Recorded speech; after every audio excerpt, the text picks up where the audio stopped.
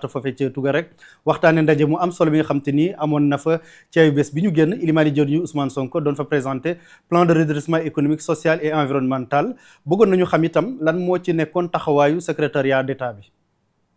waaw xam nga réunion bi biñ koy waajal premier ministre daf ma woon ne ma lii la ñu bëgg a def et puis soxla nañu sa expertise soxla nañ nga dem fa donc man maa ko jiitu li ma ko jiitoo sax yàggul mais ci diggante bi def nañ réunion ak consulat yi def nañ réunion ak ambassade ba pare nag def nañu réunion avec les militants parce que boo leen xamee moi je suis le secrétaire national aux finances de PASTEF nekkoon ci diaspora bi lu yàgg xam les militants Italie bi ma fa doon mujjee c'était en octobre 2023 te fundraising moo ma fa yóbbuwoon mais bu ñu génnee 100 millions yi jox ñu ko pour notre campagne donc rôle boobu lañ ci joué waxtaan coordonné réunion même kan mooy wax ak ku dul wax yooyu yëpp ñu ñoo ko def ba premier ministre bi mu ñëwee ñu tegal ko ci table bi question bi nag daf may jox occasion ma répondre sur plein de choses maa ngi dégg ñi naan non mobilisation. dañ ko fay dañu fay. waaw 50 euros am na ku ma dégg muy wax 50 euros. man je comprends pas l'opposition sénégalaise ak ñenn ñiy wax vraiment di wax joo xam ne wóor na ne li ngay wax du dëgg ay kàcc la nga koy wax à la télévision nationale te nit ñi mën la weddi moi je trouve ça terrible je vais vous dire la vérité biñ ñu ko waxee suñu gars yi bi ñu réunion wee je vais vous avouer que tiitoon nañu parce que quand même pratiquement en moins de 15 jours ñu ne la premier ministre dafay ñëw ñu ne la on veut une forte mobilisation te ñun xam nañu suñu mobilisation li mu daan niru temps Pastef on ne peut pas faire moins que la France yéen a ngi fàttali ko France bi mu defee bu rëy boobu 5000 Doug Pullman donc il fallait faire au moins autant et même plus en si peu de temps j'avoue gars yi tiitoon nañ gars yi woo ma fi en tant que secrétaire national des finances ne ma Chérif affaire yi dina ñàng il faut que parti bi jàppale ñu il faut vraiment des sous kërëb ma ne leen gars yi mënuñoo wàcc suñu yoon nous on est Pastef te dafa am lu ñu dig Sénégalais yi c'est pas parce que nous sommes au pouvoir que les choses vont changer dans ce sens buñ ci génnee rek on est foutu faites-vous confiance faites confiance aux patriotes dafa am lu ñu digoon Sénégalais yi te nit ñi surtout la diaspora comprendre nañ ñu liñ leen digoon ñu ngi ci je vous dis ils viendront répondre au premier ministre mujj bi ku ma woowati du ma la jël ba dernière minute ma woo leen moo tax bi ma dajeeg waa ji Espagne bi ma ko dajeeg moom Italie la personne contact qui s'occupe des finances de Pastef Italie bi ma woowee ne ma Chérif def nga ma ko man ko non yéen da ngeen sous-estimer seen potentiel moo tax parfois ngeen di tiit mais mënuñoo wàcc suñu yoon dafa am lu ñu dig Sénégalais yi bu ñu commencé di paasal Sénégalais pour ñu ñëw seet si ñu xamal ni lépp lu ñu tegoon teggi nañ ko ci suuf et voilà ce qui s'est passé 5 francs benn euro je vous le dis jógewul ci poche parti bi wala poche Ousmane Sonko pour cette mobilisation là je tenais à le préciser ndax luy génn ci man lay jaar et je vous le dis kenn mënul weddi li ma wax parce que li ma wax moom moo am donc gars yi nañ bàyyi caaxaan bi waaye. waaye ñu gis ci mobilisation bi yamul woon rek Italie ay sénégalais yi nekk ci yeneen dëkk mobilisé wu na loolu tamit coordination boobu nu mu demee woon. loolu la parce que comme li ma la waxee bi ñuy waxtaan ñëpp lañ waxtaanal ne le premier ministre arrive mais les sénégalais se sont organisés d'ailleurs je sais pas si vous avez suivi kii nu mu tëddi le maire de Milan.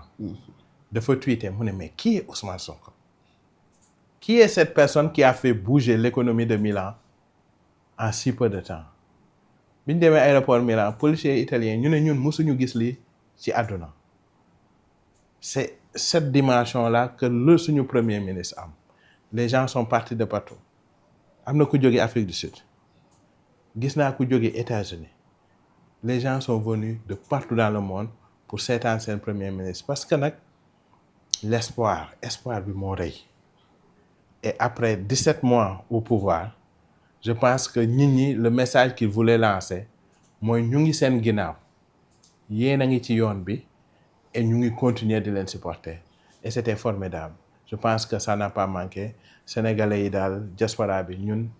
amuñ dara lu ñu desal en réalité lan moo des rek mooy liñ fa wax ak liñ yàgg a wax sénégalais yi nga xam ne ñu ngi ci nekk depuis qu'on a pris le pouvoir ñu continuer di ko gis pour que balaa mandat bi di jeex ñoom ñëpp ku ci nekk nga sentir que ni la vie a changé autant au Sénégal que ñoom foofu ñu nekk. bu weesoo mobilisation bi nga xam te ni ñëpp teg nañ ci seen i gët Elimane Dior ñi dafa demoon pour yóbbu benn message wante tamit taataan li nga xam te ni moo nekk xëy na ñaxtu askan bi nekk foofu noonu ndax am ngeen njortu gu rafet ni la nga xam ci moom moo nekkoon objectif yi atteindre ngeen ko. Les objectifs sont atteints parce que bi ñuy jël boo xoolee ordre bi après le député man maa njëkk a wax man il fallait que ma décliner li nga xam ne moom lañ def ak fan lañ jëmee et je pense que c'était un petit discours de 8 minutes ma xaw a expliquer exactement et je pense que les gens étaient contents leneen li nga xam ne premier ministre moo ko waroon def mooy ñaax diaspora bi par rapport ak fi ñu jëmee wan leen yéen dañ leen boole ci réew mi et que da ngeen war a continuer di ñu soutenir xam nga dañu nekk di traverser une période très difficile di sant yàlla que malgré coow lu bëri li malgré li ñuy wax le Sénégal est resté debout ci dëkk boo xam ne boo tourné waan ñuy institution de Bretton Woods yi ñu yaakaar leen ba foog ne bu ñu joxul duñu lekk duñu naan malgré tout le Sénégal est en train de tenir premier ministre ñëw décliner benn plan de redressement mu am pàcc boo xam ne dafa am solo pour la diaspora donc il fallait que ñu dem ba foofu wan leen ne voilà le plan voilà ce que nous attendons de vous sincèrement l'objectif a été largement atteint parce que la mobilisation rek c'était pas gagné d'avance mobiliser sans joxe xaalis loolu moo gënoon encore métti et nous avons cru en nous gëm ni sénégalais yi yaakaar nañu te dinañ def li ñu war a def ñu ñëw léegi nag message bi fa lay ñëw ci message bi plan de redressement xam nga dafa am yoo xam ne dafa am solo ñu koy wax sénégalais yi parce que je vois les détracteurs je vois entre autres Pape Malick Ndour qui parle de taux de change ma ne mais il vient d'où waa ji fan la jàngee les sénégalais bu ñuy ku ci yónnee sa yaay 100 000 quelle que soit la fluctuation du taux de change du tax nga wàññi ko 1 iota c'est à ce point-là que les Sénégalais sont engagés envers leur famille ça sera la même chose lorsqu'il s'agira des diaspora bonds ak lépp li nga xam ne proposé nañ leen ko pour ñu investir donc à quoi bon nous parler de taux de change et puis tey jii ni 80% li ñuy jot de la diaspora ça vient de l'Europe et ñëpp xam ne notre arrimage avec l'euro fait qu'il y a même pas de risque de taux de change kon waa ji lan lay wax donc vraiment dañuy déconner mais man fi may waxee dama bëgg yokk ci message yu premier ministre di wane ni li ñu def foofu ñu ko defee sax Italie c'est pas anodin parce que Italie bi dëkkam soxlaa dëgg bi mu méttee ñoom ñëpp dañoo daw ñi dem États-Unis fu ne ñu dem fa et les Italiens de l'extérieur ont beaucoup investi pour que Italie toll fii may joxe ñaari exemple tey jii nii Corée du Sud regardez en 1997 la crise du Corée bi mu yegsee les gens dañu def appel à peu près le même scénario FMI taxaw bëgg leen taxaw seen fii bëgg a jël ki gars yi ne non ils ont fait appel aux Coréens ne leen or ñii jël seen jaaro or joxe ñii jël seen bague alliance joxe ñi pratiquement ñu génnee xaalis pour mën a fay bor bi c'est ça qu'on appelle au Sénégalais parce que ñun bu ñuy dugg politique dañ ne lenn moo manqué woon ci réew mi c'est le patriotisme et il est temps que ñu am ay leaders yu patriotique yàlla dimbali ñu xeex bu métti ba tey am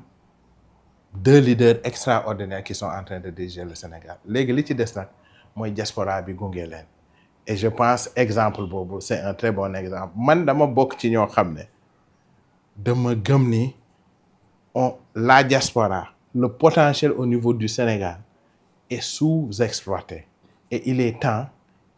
que ñu dem jëli cette épargne des Sénégalais de l'extérieur xam nga dañuy wax 2000 milliards 2400 milliards man ma ne leen le potentiel d'épargne est supérieur ak li nga xam ne moom la ñuy yónnee fii nii parce que sénégalais bu génn réew mi comme ni ma ko waxee keroog bëgg nga am kër minimum bëgg nga bu yàlla defee jaam ñu indil la say parents te kër ku ko bëgg yaa xayti il va falloir que tu épargnes man mii nekkoon naa diaspora bi bu doon vacances sax mooy tax ngay épargner mënuloo jël li nga liggéey lépp nga tëkka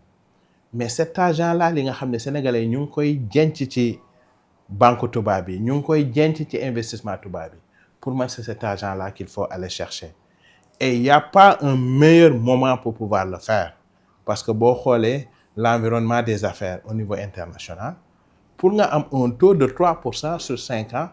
xoolal ma fépp États-Unis Canada la fi am doo ko am si c'est un produit garanti sûr ñun ici au Sénégal on vous offre pratiquement 6% en 3 ans amul fenn ci àdduna bi donc finalement ñun li ñuy laaj diaspora bi c'est doublement avantageux pour ñoom parce que ñu ngi leen di permettre ñu liggéeyal seen réew parce que nag koo ci fekk fi mu toog c'est ça la beauté avec les Sénégalais son objectif principal mooy amal njëriñ réew mi beneen bi tamit ñu leen en fait li la tubaab bi di jox sax ñun on peut vous donner meilleur donc pour man wokkatu bu dajeek gestu la fi may terminer mooy l'exemple barrage de la Renaissance dama koy wax conseil dama koy wax fépp parce que man diaspora bon daf ma sax doyul desul dafa rek doyul c'est-à-dire il faut que ñu diversifier le type d'investissement qu'on va offrir aux Sénégalais de l'extérieur warul nekk diaspora bon kese parce que tey on a de grands projets catalytiques yi ma ci gën a neex mooy le projet de gazoduc ak Yaakaar Teranga bi nga xam ne dañuy jël gaz bi indi ko Sénégal loolu bu ñu fexee ba defal ko suñu bopp l'énergie du Sénégal tey jii li ñuy wax 110 ou 115 kWh mën na passer jusqu'à 40 kWh mooy maanaam dañuy réduire le coût de l'électricité à 50%. loolu bu ñu ko defee Sénégal dem na le projet du hub industriel concernant le phosphate tey jii nii ku dem Maroc xam ne office marocain du phosphate lépp luy investissement bu rëy actuellement au Maroc ñooñu ñoo koy def et il est prouvé que phosphate au Maroc même qualité la pratiquement que phosphate du Sénégal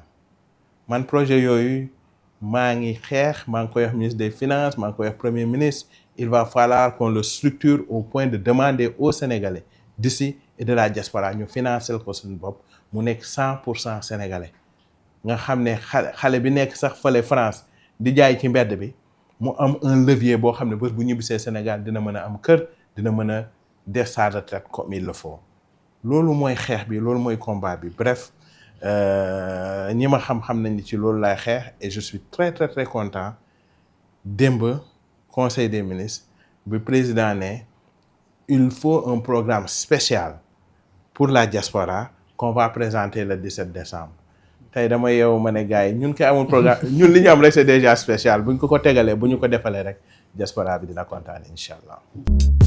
Mously Immo Sénégal moo leen di indil saafara ci jafe-jafe bu ngeen am ci wàllum immobilier yow mi bëgg a jënd kër yow mi bëgg a tabax wala nga jaay sa terrain jokkool ak waa Mously Immo ku am sa kër bëgg ku la ko terrassel wala nga am sa tool bëgg ku la ko lotisel defal la ko ay terrain Mously Immo Sénégal daf leen koy jàppandal gunge leen ci anam gu mucc ayib ku am sa kër itam te nekkuloo ci biir réew mi bëgg ku la ko toppatool gérer la ko Mously Immo moo ci gën a gaaw gën ci wóor ku bëgg réfectionner tabax wala nga defar plan architecte mën nga jokkoo itam ak waa Mously Immo Sénégal mën ngeen leen a woo ci 77 887 25 13 77 887 25 13 Mously Immo indi saafara ngir jëndum kër tabax jaayum terrain terrasse ay tool wala lotissé ko defal leen ko ay terrain loolu lépp Mously Immo moo ci gën a gaaw man ngeen itam abonné ci seen chaîne YouTube Mously Immo Sénégal ngir am yeneeni xabaar yu gën a dëggu wala itam wàllum conseil ci wàllum immobilier fii ci biir réewum Sénégal